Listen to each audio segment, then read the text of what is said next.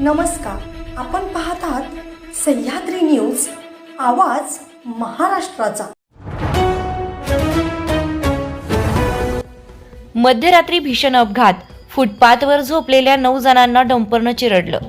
फुटपाथवर झोपलेल्या 9 जणांना डंपरनं चिरडल्याची घटना आज पुण्यात घडली आहे। या घटनेत तिघांचा जागीच मृत्यू झाला आहे। 2 मुलांचा आणि त्यांच्या काकांचा यामध्ये समावेश आहे। या घटनेत 6 जण गंभीर जखमी झाले असून जखमींपैकी तिघांची प्रकृती चिंताजनक आहे। ही घटना वाघोली येथील केसनंद फाट्याजवळील पोलीस ठाण्यासमोर घडली आहे।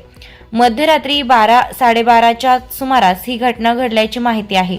प्राथमिक माहितीनुसार डंपर चालक मध्यधुंद होता असं समजतंय।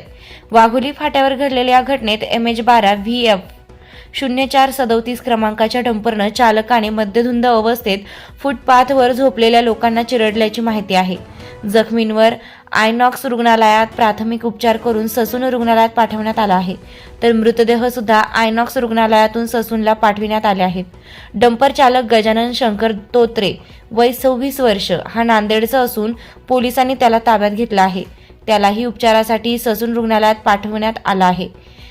झोन 2चे SCP खाडे, ACP सोनवणे आणि इतर पोलीस कर्मचारी दाखल झाले होते। आरोपीविरुद्ध हत्येचा गुन्हा दाखल करण्यात आला असून वैद्यकीय तपासणीनंतर त्याला अटक करण्यात आली आहे। पुढील तपास वरिष्ठ पोलीस निरीक्षक पंडित रजितवाड हे करीत आहेत।